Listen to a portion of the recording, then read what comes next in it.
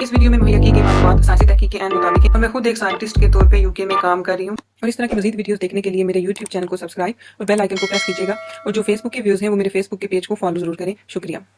السلام علیکم، میں ہوں ڈاکٹر کاظمی۔ ایکنی ہماری اسکن کا ایک بہت ہی کامن مسئلہ ہے اور ہر سال تقریباً 50 ملین لوگ ایکنی سے متاثر ہوتے ہیں۔ ایکنی زیادہ تر ٹین ایج میں دیکھنے میں آتی ہے، لیکن یہ ہمیں عمر کے کسی بھی حصے میں متاثر کر سکتی ہے۔ ایکنی عام طور پر چہرے، گردن، ہمارے کندھے، چیسٹ اور بیک پہ بنتی ہے۔ ایکنی تب بنتی ہے جب ہمارے ہیئر فولیکل یعنی جو ہماری اسکن پہ بال بناتے ہیں وہ ہماری اسکن کے بنائے گئے آئل اور ڈیڈ اسکن سیلز کی وجہ سے بلاک ہو جاتے ہیں، جس کی وجہ سے ایکنی سامنے آتی ہے۔ ایکنی کی مختلف اقسام ہیں، جیسے کہ اس کی ایک قسم ہے بلیک ہیڈز۔ بلیک ہیڈز تب بنتے ہیں جب ہمارے پورز میں آئل، بیکٹیریا اور ڈیڈ اسکن سیلز جمع ہو جاتے ہیں، اور ان میں جو ایک کالا سا رنگ ہوتا ہے وہ اکثر سوچا جاتا ہے کہ شاید یہ ڈرٹ ہے۔ وہ ڈرٹ نہیں ہوتی، بلکہ یہ جو بیکٹیریا، آئل اور ڈیڈ اسکن سیلز کا کلیکشن ہوتا ہے، اس کو جب ہوا لگتی ہے تو یہ آکسیڈائزڈ ہو کے کالے پڑ جاتے ہیں۔ بلیک ہیڈز زیادہ تر ہمارے ناک، چین اور ماتھے پہ بنتے ہیں۔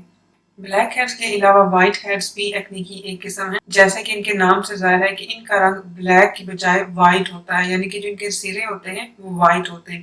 اس کے علاوہ پیپیولز بھی ایکنی کی ایک قسم ہے۔ پیپیولز چھوٹے چھوٹے سرخ رنگ کے دانے ہوتے ہیں جن کو اگر ہاتھ لگایا جائے تو نرم محسوس ہوتے ہیں۔ پیپیولز میں جب پس پڑ جاتی ہے تو ان کو پسچولز کہا جاتا ہے۔ نوڈیولز بھی ایکنی کی ایک قسم ہے۔ یہ چھوٹی چھوٹی گلٹیاں ہوتی ہیں جو ہماری اسکن کے نیچے بنتی ہیں، اور اگر ان نوڈیولز کو ہاتھ لگایا جائے تو ان میں درد محسوس ہوتا ہے۔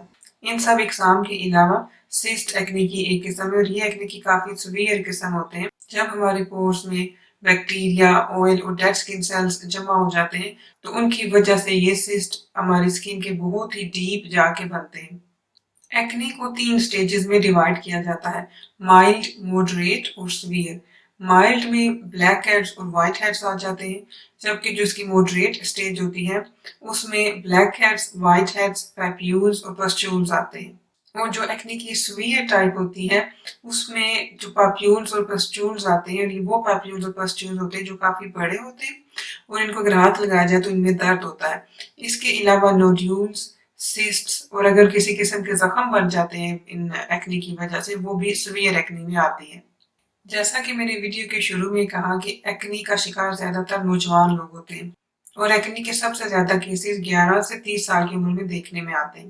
لڑکیوں میں ایکنی کا مسئلہ زیادہ تر 14 سے 17 سال کی عمر میں، اور لڑکوں میں ایکنی کا مسئلہ زیادہ تر 16 سے 19 سال کی عمر میں دیکھنے میں آتا ہے۔ ایکنی ہونے کی کئی وجوہات ہیں، ان میں سب سے کامن وجہ ہماری اسکن کا زیادہ آئل بنانا ہے۔ جب ہمارے ہارمون لیولز چینج ہوتے ہیں تو ان چینجز کی وجہ سے ہماری اسکن زیادہ آئل بنانا شروع ہو جاتی ہے، اور ٹین ایج میں ہمارے ہارمون لیولز کافی چینج ہوتے ہیں، جس کی وجہ سے ایکنی کا مسئلہ زیادہ تر ٹین ایج میں دیکھنے میں آتا ہے۔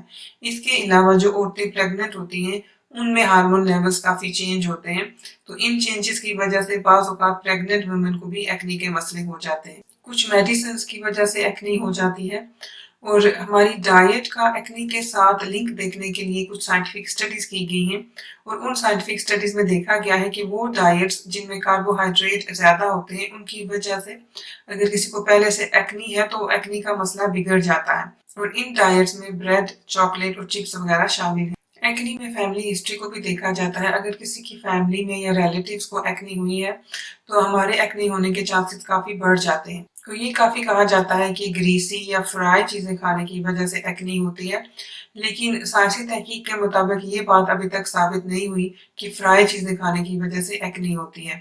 لیکن اگر ہم ایسی جگہوں پہ کام کر رہے ہیں جہاں پہ کافی چیزیں فرائی ہوتی ہیں، جیسے کہ کچن وغیرہ میں، تو یہاں پر کام کرنے کی وجہ سے ہمیں ایکنی ہو سکتی ہے، یا اگر ہمیں ایکنی ہے تو اس کا مسئلہ بگڑ سکتا ہے، کیونکہ جب ہم یہاں کام کر رہے ہوتے ہیں تو جو آئل ہوتا ہے اگر یہ ہمارے چہرے پہ لگتا ہے تو یہ ہماری اسکن کے ساتھ اسٹک ہو جاتا ہے، جس کی وجہ سے جو ہمارے مسام ہوتے ہیں وہ کلاگ ہو جاتے ہیں، اور ان کے بعد ایکنی بننا شروع ہو جاتی ہے۔ اس کے علاوہ اگر ہم اپنی اسکن پہ ایسے لوشنز یا کریمز لگا رہے ہیں جو کہ بہت زیادہ آئلی ہیں، گریسی ہیں، تو اس کی وجہ سے بھی ہمیں ایکنی ہو سکتی ہے۔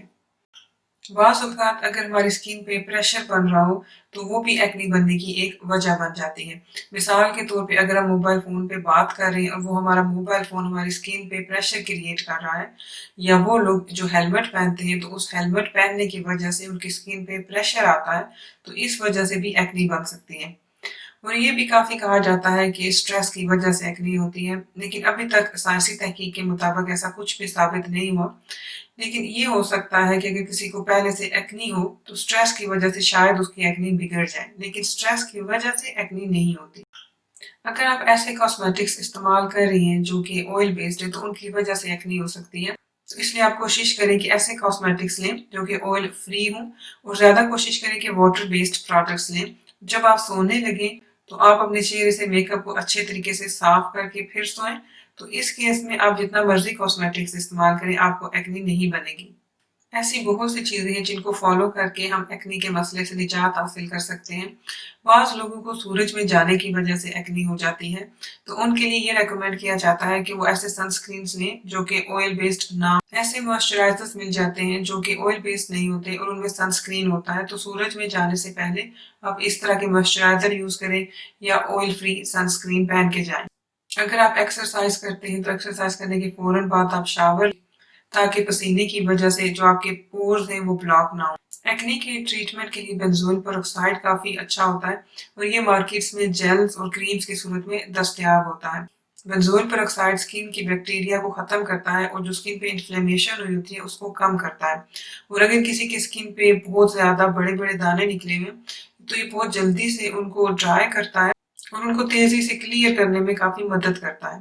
اگر آپ بینزول پر آکسائڈ کو ٹریٹمنٹ کے طور پہ یوز کرنا چاہتے ہیں تو آپ چہرہ دھونے کے 20 منٹ کے بعد بینزول پر آکسائڈ کریم یا جیل کو اپنے دانوں پہ لگائیں، اور یہ بہت زیادہ آپ نے استعمال نہیں کرنی کیونکہ یہ اسکن کو ڈرائی کرتا ہے اور اریٹیٹ کر سکتا ہے۔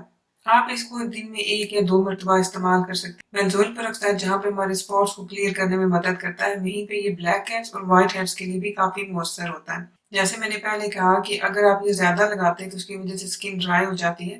اس کے علاوہ بھی کچھ اور سائیڈ ایفیکٹس بھی ہیں جو بینزول پر آکسائڈ کی وجہ سے ہو سکتے ہیں، جیسے کہ اسکن اریٹیٹ ہو سکتی ہے، اسکن ریڈ ہو سکتی ہے، بعض اوقات اسکن میں خارش ہوتی ہے۔ لیکن یہاں پہ یہ بات ذہن میں رکھیں، یہ جو سائیڈ ایفیکٹس ہوتے ہیں یہ کافی مائلڈ اور ٹیمپریری ہوتے ہیں، جیسے ہی آپ کا ٹریٹمنٹ مکمل ہوتا ہے یہ سائیڈ ایفیکٹس بھی ختم ہو جاتے ہیں۔ اور اس کے ٹریٹمنٹ کے لیے زیادہ تر ریکمینڈ کیا جاتا ہے کہ آپ کم از کم 6 ہفتے کے لیے یہ ٹریٹمنٹ ضرور کریں، اور زیادہ تر کیسز میں 6 ہفتے کے اندر اندر آپ کی تمام ایکنی کلیئر ہو جاتی ہے۔ بینزول پر آکسائڈ کے علاوہ ریٹینوئڈز کافی اچھی ہوتی ہیں۔ ریٹینوئڈز بھی کریمز، جیلز اور لوشن کی شکل میں دستیاب ہوتی ہیں۔ یہ ریٹینوئڈز وٹامن اے سے بنائے جاتے ہیں۔ اگر آپ یہ میڈیکیشن استعمال کرنا چاہتے ہیں تو آپ اس کو شام کے وقت استعمال کرتے ہیں، اور جب آپ یہ ٹریٹمنٹ سٹارٹ کرتے ہیں تو ہفتے میں آپ صرف 3 دن اس کو استعمال کرتے ہیں، اور وقت گزرنے کے ساتھ ساتھ آپ ایوری ڈے اس کو استعمال کرنا شروع ہو جاتے ہیں۔ ریٹینوئڈز اس طرح سے کام کرتے ہیں کہ جو ہماری ڈیڈ اسکن سیلز ہوتے ہیں یہ ان کو ریموو کرتے ہیں، اور ہمارے جو ہیئر فولیکلز یا جو ہمارے پورز ہوتے ہیں ان کو بلاک نہیں ہونے دیتے۔ بعض اوقات اینٹی بائیوٹکس کو ایکنی کے لیے ریکمینڈ کیا جاتا ہے، اور یہ اینٹی بائیوٹکس لوشنز یا جیلز کی شکل میں دستیاب ہوتی ہیں۔ اینٹی بائیوٹکس اس طرح سے کام کرتی ہیں کہ جو بیکٹیریا ہوتے ہیں یہ ان کو ختم کرتے ہیں۔ لیٹسٹ سائنٹیفک ریسرچ کے بعد اب یہ کہا جا رہا ہے کہ اینٹی بائیوٹکس کا استعمال آپ جتنا کم کر سکتے ہیں کم کریں، اور اگر آپ کو آپ کی جو ڈاکٹر ہے وہ ایکنی کے ٹریٹمنٹ کے لیے اینٹی بائیوٹکس ریکمینڈ کریں 6 یا 8 ہفتوں سے زیادہ اس کا ٹریٹمنٹ مت کریں، کیونکہ جب ان کا بہت زیادہ استعمال کیا جاتا ہے تو جو بیکٹیریا ہوتے ہیں وہ اپنے آپ کو اس طرح سے چینج کر لیتے ہیں کہ ان پہ فیوچر میں یہ اینٹی بائیوٹکس کام نہیں کرتے، اور اس کو اینٹی بائیوٹکس ریزسٹنس کہا جاتا ہے، جس کی وجہ سے جب یہ فیوچر میں اینٹی بائیوٹکس کام نہیں کرتی تو ہماری ایکنی زیادہ بگڑ سکتی ہے۔ وہ لوگ جن کو سویئر ایکنی ہوتی ہے ان کو عام طور پر آئسوٹریٹینوئن ریکمینڈ کیا جاتا ہے، اور آئسوٹریٹینوئن کیپسولز کی شکل میں دستیاب ہوتا ہے۔ اس کے کئی فائدے ہوتے ہیں، جیسے کہ یہ ہماری اسکن کو زیادہ آئل نہیں بنانے دیتا، اس کے علاوہ یہ ہماری اسکن پہ موجود بیکٹیریا کی تعداد کو کم کرتا ہے، اور ان چیزوں کے ساتھ ساتھ یہ دانوں کا سرخ رنگ اور سویلنگ کو کم کرتا ہے۔ جہاں پہ اس میڈیسن کے بہت زیادہ فوائد ہیں وہیں پہ اس کے کافی سارے سائیڈ ایفیکٹس بھی ہیں، اور یہ صرف اسی صورت میں ریکمینڈ کی جاتی ہے جب ایکنی کافی سیویئر ہو اور کسی اور ٹریٹمنٹ سے یہ ٹھیک نہ ہو رہی ہو۔ اکثر یہ سننے میں آتا ہے کہ ایکنی کو ختم کرنے کے لیے ٹوتھ پیسٹ کا استعمال کیا جائے کیونکہ ٹوتھ پیسٹ میں اینٹی بیکٹیریلز ہوتے ہیں۔